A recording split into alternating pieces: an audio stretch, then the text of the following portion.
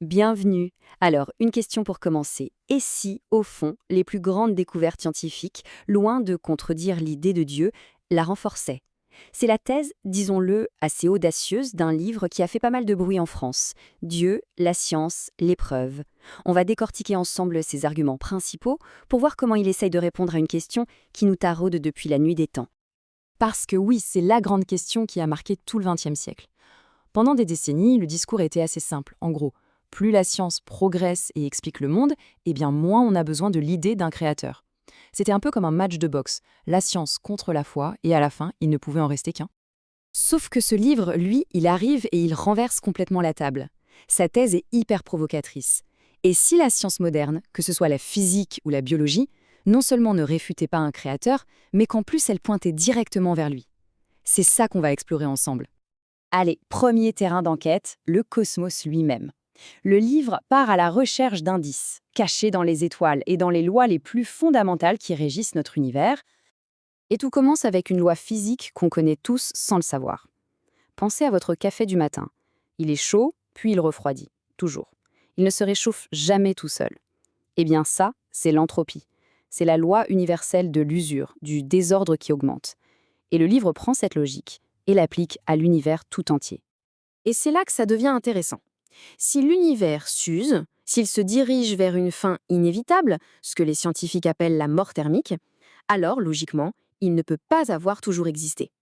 Une fin, ça implique forcément un début. Bah oui, parce que s'il était éternel, il serait déjà complètement froid et mort, veux-tu bien entendre, non? Et cette idée, elle n'est pas nouvelle. Elle a même pas mal perturbé les penseurs les plus matérialistes. Le livre sort d'ailleurs cette citation assez incroyable de Friedrich Engels, le bras droit de Karl Marx. Même lui, il l'admettait. Un univers qui a un commencement, eh bien ça présuppose l'existence d'un dieu. Alors, le livre nous emmène voir ce fameux commencement, le Big Bang, et surtout sa toute première seconde. C'est un véritable ballet cosmique d'une précision, mais vraiment ahurissante. En une fraction de seconde, à peine le temps de le dire, les forces se séparent, les particules apparaissent, un timing absolument parfait, sans lequel rien de ce qu'on connaît n'existerait. L'argument suivant du livre est encore plus vertigineux. Il ne s'agit plus seulement de savoir si l'univers a eu un début, mais de comprendre comment il est réglé. Les auteurs prennent une image. C'est comme si l'univers était une machine hyper sophistiquée et que tous les potards, la gravité, la force nucléaire, etc., étaient réglés au millimètre près pour que la vie puisse apparaître. Rendez-vous compte, si la force de gravité avait été juste un tout petit peu plus forte, l'univers se serait effondré sur lui-même juste après sa naissance. Hop, fini. Un chouïa plus faible, et les étoiles et les galaxies n'auraient jamais pu se former. Pour les auteurs du livre, ces coïncidences sont tellement nombreuses et improbables que ça dépasse la simple chance. Bon, évidemment, la science a une réponse à cet argument du réglage fin. C'est la fameuse théorie du multivers. L'idée, en gros, c'est comme si on jouait au loto des milliards et des milliards de fois. On finirait bien par gagner. Eh bien là, c'est pareil. Il y aurait une infinité d'univers, et le nôtre serait simplement le ticket gagnant, celui qui a eu les bons réglages par pur hasard. Et là, la réponse du livre est cinglante. Il reprend les mots de certains scientifiques qui disent que le multivers, ce n'est pas vraiment de la science. Pourquoi? Parce que par définition, c'est impossible à vérifier. C'est donc présenté moins comme une théorie scientifique que comme une sorte de pirouette philosophique, pour éviter d'avoir à envisager un univers conçu intentionnellement. Ok, maintenant on change complètement d'échelle.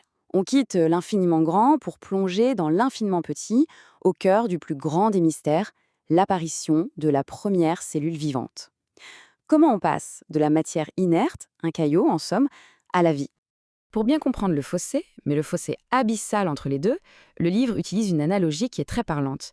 Imaginez que la chimie la plus complexe, c'est un boulon, une simple pièce de voiture. Eh bien, la bactérie la plus simple, ce n'est pas une machine un peu plus compliquée, non, c'est qu'une voiture, entière, une voiture qui roule, avec un moteur, une carrosserie, tout. Et quand on zoome à l'intérieur de cette cellule, c'est juste hallucinant. Ce n'est pas une simple goutte de protoplasme, c'est une véritable usine high-tech miniaturisée. On y trouve quoi? Une banque de données, l'ADN, des chaînes de montage automatique, des robots qui transportent les pièces et même un service de contrôle qualité. C'est un monde d'une complexité folle.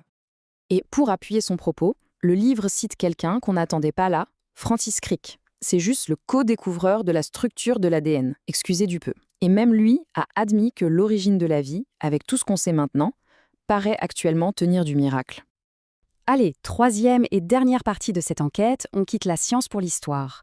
Le livre se concentre sur un cas qu'il juge unique, celui du peuple hébreu, et sur des connaissances qui semblent anormalement en avance sur leur temps. Alors ça, c'est un point sur lequel le livre insiste beaucoup. Imaginez la scène. Dans tout le monde antique, en Égypte, à Babylone, partout, on adore le soleil et la lune. Ce sont des dieux, des divinités puissantes.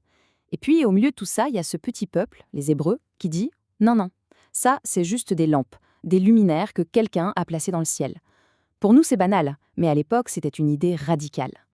Et il y a une autre rupture tout aussi folle, la conception du temps. Pour quasiment toutes les civilisations antiques, le temps est un cercle, un éternel recommencement, comme le cycle des saisons. Et là encore, les Hébreux arrivent avec une idée de dingue. Non, le temps n'est pas un cercle, c'est une flèche. Il y a eu un début, il y a une histoire qui se déroule, et il y aura une fin. Et c'est là que le livre fait le lien avec aujourd'hui. Parce que cette vision du temps comme une flèche qui a un début et une fin, eh bien c'est exactement ce que la cosmologie moderne nous a appris avec le Big Bang et la mort thermique de l'univers. Du coup, la question que pose le livre est toute simple. Comment ce peuple antique a-t-il pu deviner une vérité pareille des milliers d'années avant la science? Bon, on a vu la physique, la biologie, l'histoire. Qu'est-ce qu'on fait de tous ces indices? C'est là que le livre rassemble tous les fils pour tisser sa conclusion. Et voilà la thèse centrale. On a 3 domaines complètement différents, la cosmologie, la biologie et l'histoire, qui semblent tous pointer dans la même direction. D'un côté, un univers qui a un début et qui est réglé à la perfection. De l'autre, une vie dont l'apparition défie toutes les probabilités. Et enfin, un peuple avec des connaissances inexplicables pour son époque. Pour les auteurs, c'est comme si toutes ces flashs convergeaient vers une seule et même cible, un créateur intelligent. Et pour finir, le livre quitte un peu la science pure pour poser une dernière question beaucoup plus intime. Si l'être humain n'est qu'un mamas de matière, un simple produit de l'évolution, d'où vient alors ce sens quasi universel du bien et du mal? Pourquoi cette petite voix en nous qui nous dit que certaines choses sont profondément justes et d'autres profondément injustes? C'est une question qui résonne bien au-delà des preuves scientifiques et qui est laissée à la réflexion de chacun.